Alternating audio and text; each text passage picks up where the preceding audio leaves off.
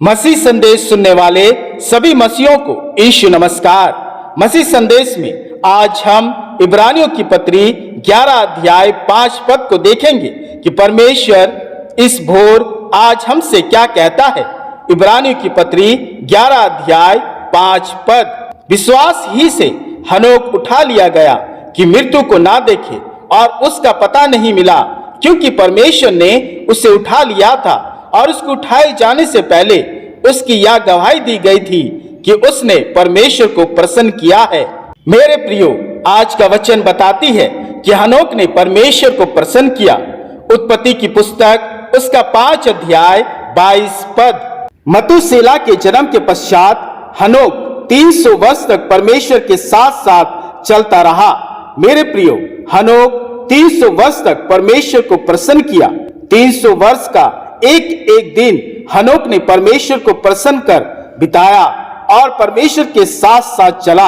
हनोक ने परमेश्वर को प्रसन्न किया और परमेश्वर की आशीष ऐसी हुई कि परमेश्वर ने उसे अपने पास उठा लिया कि मृत्यु को ना देखे। मेरे प्रियो, हनोक का जीवन क्या ही धन्य था। मेरे प्रियो, हमारा जीवन भी परमेश्वर को प्रसन्न करने वाला होना चाहिए।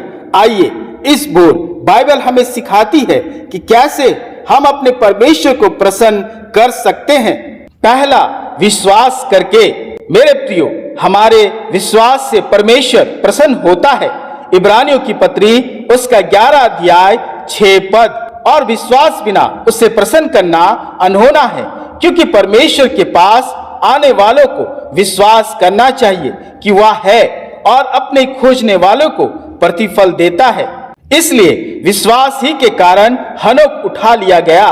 इसलिए हमारा संपूर्ण विश्वास परमेश्वर पर होना चाहिए।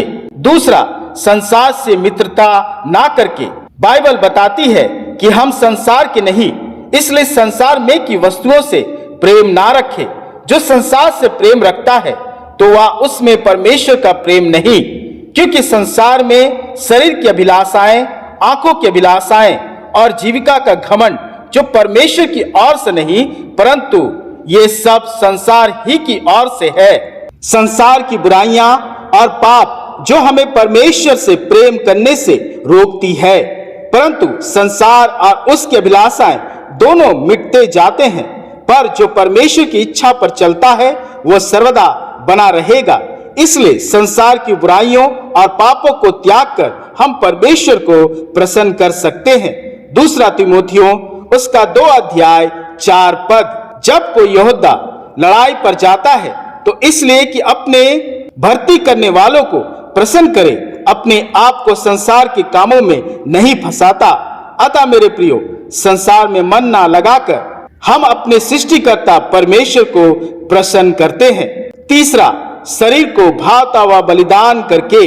रोमियो की पत्री उसका 12 अध्याय 1 पद।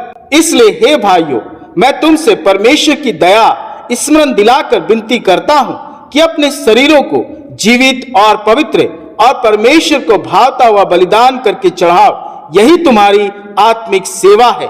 मेरे प्रियो, परमेश्वर बलिदान और भेंट नहीं चाहता। वह होम बलियों और पाप बलियों से प्रसन्न नहीं होता है, बल्कि वह हमारे शरीरों को जीवित और पवित्र और परमेश्वर को भावता और बलिदान करके चढ़ाने से प्रसन्न होता है। और अगर हम परमेश्वर को प्रसन्न करना चाहते हैं तो हमें अपने शरीरों को भावता हुआ बलिदान करके प्रतिदिन चढ़ाना चाहिए। चौथा, उसकी आज्ञा मानकर।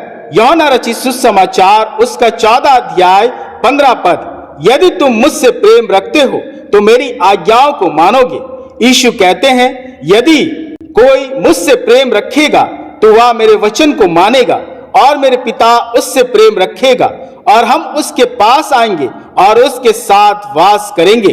और यीशु कहते हैं कि जो मुझसे प्रेम नहीं रखता वह मेरे वचन नहीं मानता। अतः मेरे प्रियो, परमेश्वर की आज्ञाओं को मानकर हम परमेश्वर को प्रसन्न करते हैं।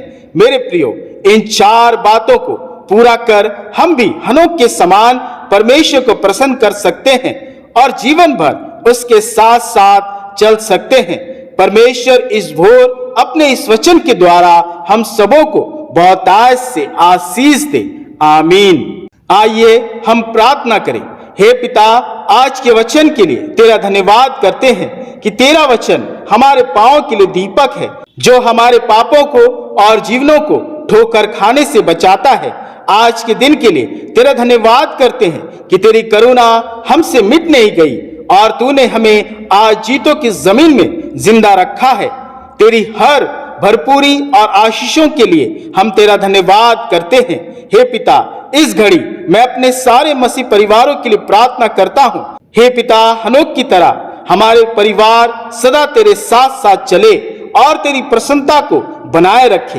हे पिता, ऐसी धन्य जीवन तू हम सबको प्रदान कर कि सर्वदा तेरा राज्य हमारे बीच स्थापित हो, हमारे घरों में तेरी महिमा सदा पाई जाए।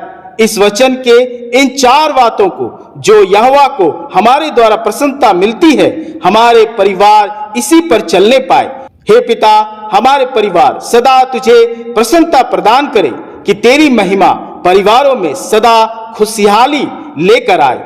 हे पिता, हमें विश्वास पे डील कर ताकि संसार से हमारी मित्रता कम हो जाए और हमारे शरीरों को भावता हुआ बलिदान करके तुझ में चढ़ाने पाए, कि तेरी आज्ञा सदा हमारे जीवन की माला बनी रहे।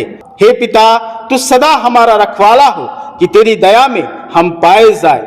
और इस प्रार्थना को अपने पुत्र प्रभु यीशु मसीह के नाम से ग्रहण कर। आमीन, आमीन।